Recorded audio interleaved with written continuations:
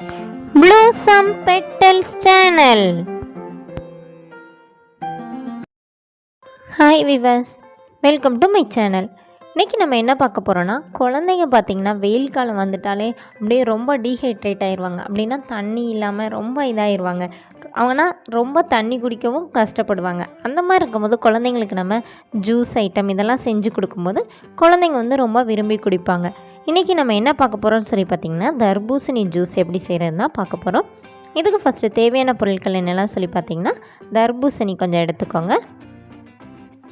அதுக்கப்புறம் பார்த்திங்கன்னா நாட்டு சர்க்கரை ஒரு 4லேருந்து 5 ஸ்பூன் எடுத்துக்கோங்க. அதுக்கப்புறம் புதினா இலை கொஞ்சமாக ஒரு 10-15 இலை அந்த மாதிரி எடுத்துக்கோங்க.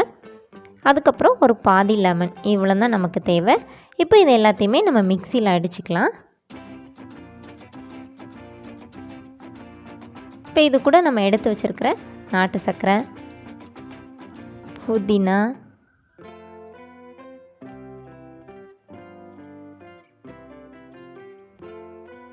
அதுக்கப்புறம் நம்ம வந்து எடுத்து வச்சுருக்க லெமன் இவ்வளோத்தையும் நம்ம வந்து சேர்த்துக்கலாம்.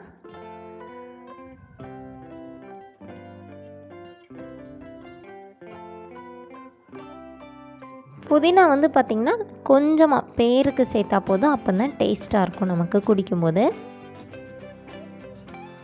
இப்போ இதை வந்து நம்ம வந்து ஃபில்ட்ரு பண்ணிக்கலாம்.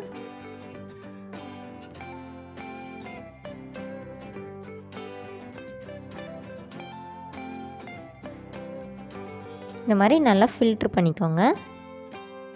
ஏன்னா சின்ன குழந்தைங்க குடிக்கிறதில்ல, அதுக்காக நல்லா ஃபில்ட்ரு பண்ணிக்கலாம்.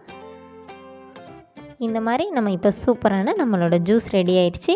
இதை வந்து நம்ம குழந்தைங்களுக்கு கொடுத்தோன்னா குழந்தைங்க வந்து விரும்பி குடிப்பாங்க. ஏன்னா ரொம்ப எப்பவும் தண்ணி குடிச்சிட்டு இருக்கிறதுக்கு இந்த மாதிரி ஜூஸ் ஐட்டமாக குடித்தோன்னா, அதுவும் தர்பூசணி வந்து இப்போ பார்த்திங்கன்னா நமக்கு வந்து சீசன், அது வந்து ரொம்ப சத்தும் கூட குழந்தைங்களுக்கு.